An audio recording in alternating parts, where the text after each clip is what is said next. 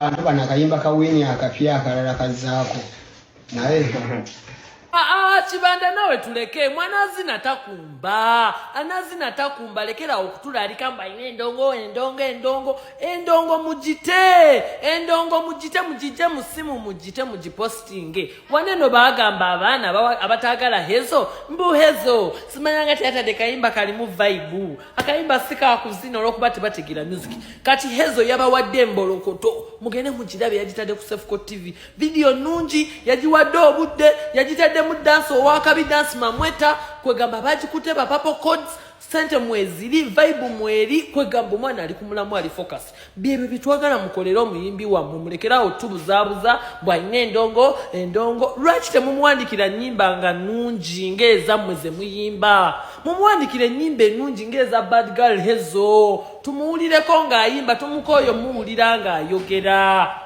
omwana mulekera omuzanyira ku mutwe mba ine endongo ejja bichi owaye anazina akumba nkyate ngenda kuzina mumpe ekisenso ngenda baziniramu anazina takumba oluyimba lute ate oluyimba tolwogerera bingi kubanga okusinzira ku maanyi g'olina King Saha engeri gye wajjuza lugogo amaanyi ogayina music omuluddemu omumanyi kino ekintu okimanyi tukuwa respect era gwe tetusobola nakukuvuma yadde okuvoola because you deserve ekitegeera naye oba okutte ku bunyamanyama ng'obwo obwana buyigiriza ekintu ekituufu kitegeera kati yezo yatadde oluyimba mbulukutu nkulayirira genda ogirabe ogenda laba kyenjogerako omanya abantu abamu babatya mwe King Saha baani abayimbi abanene why kubanga tulina ekifaananyi kyetubalabiramu nga tulaba tebisoboka naye bino ebintu bisoboka kakati bagenda labira ku hezo nti asobola ofuuka omuyimbi owakabi ate nga taliiko omuyimbi amupushinga nga taliiko omuntu mulala amupushinga okuggyako bbaawe okitegeera kyekintu kyetwagala mukole nze kyova ya bad girl hezo mwagala nnyo buli style gy'omuwa okuyimba giyimba oba siro oba kiya wansi oba ya wakati oba ya waggulu byetwagala owandikire ku oyo omwana naye kati fe abamu tukyamulaba nnyo nga dansa why buli yimba lwata biba bigambo byakwogera ate nasinga okuzina kwamanyi kwa mumutendesa okuzina naye ng'ekituufu wallahi musical kibulamu kano konka kuweereza kubanga nze omumanyi ku kivulu kyo tewandaba sajja ku stage challenge zo toziraba wali onsasudde nali nkuvumyeko golowooza lwaki kino nkikugamba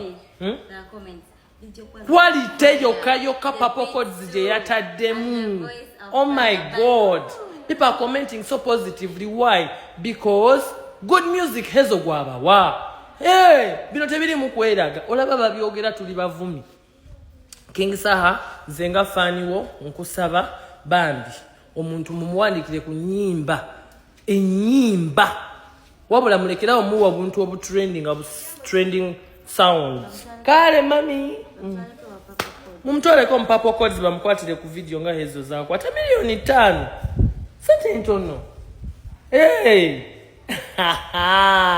kati waliwo abagenda okunyiga mukwano kyekyo tetulina ddagala lyogwanyize wewe obutwa ate gwayagala otuvunza mukwano okugamba olimba kubanga buli kyovunza kyakabi everything good everything ezo genda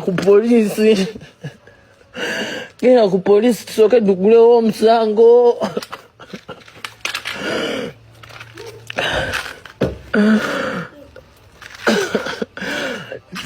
This mungena ku police.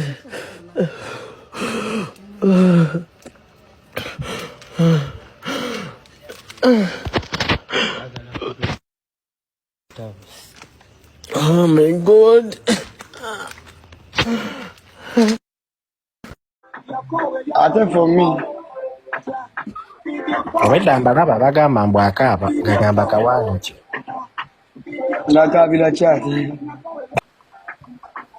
mbu wamukubye yabadde Japan Japan teba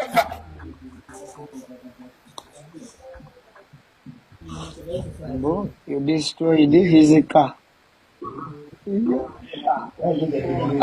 kino bakitegeera kyebampeereza wano oyinza okuba wagenze we bazisuubula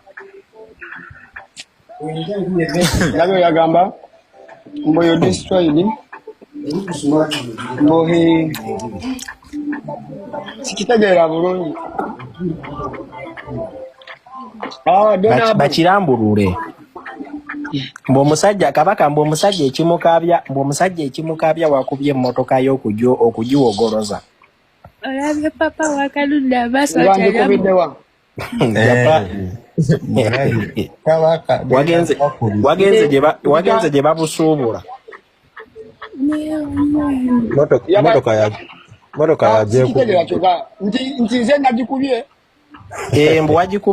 Mbu wagirabisizza mbu eri Luvimbo ate yo si Luvimbo. si yagikubye agikubye leero musa bonalaba ase Mustanti zammwe temunteeka mu sitaati zammwe.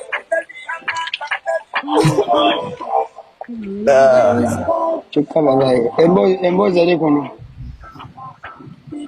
Kati obudde ndaba batayipinga erinnya lyo jjukira waliwo abantu katoyagala boogerako.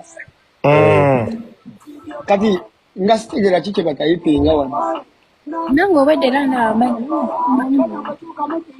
Kuva ku makya batayipinga. Kati nga yennyini yagamba nti nze njikubye. Bali awo mu comment section.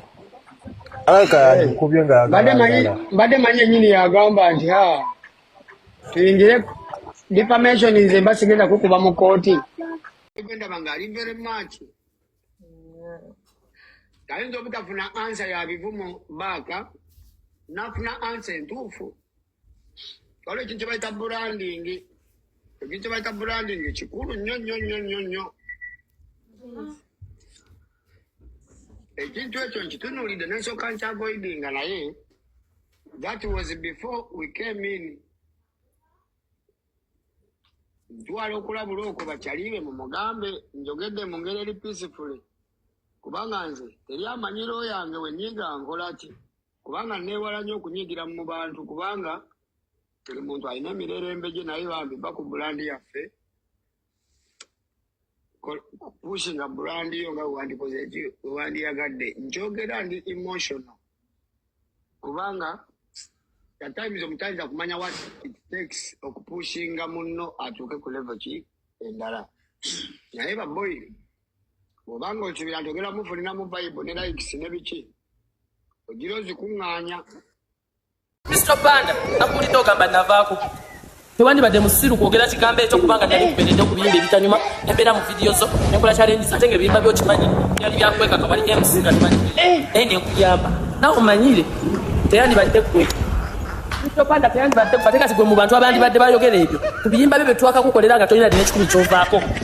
Mr. Panda wali osasuddaani nga wanabadde ku kikumi kyo challenge mekazi nakakukolera olina musiru nnyo tanga muno njogerako tommanyiira bwe mba navaako toddamu kujogeraku oyogera ku bavaako kyegeza nawe wavaako sikweguya naawe ogenda kumpaaki aleka ebisaaluuni ebisibi ebibiri ebitanyuma ebisaaluuni bekyova olaba titooka tebakuwagira aleka agayimba waggwako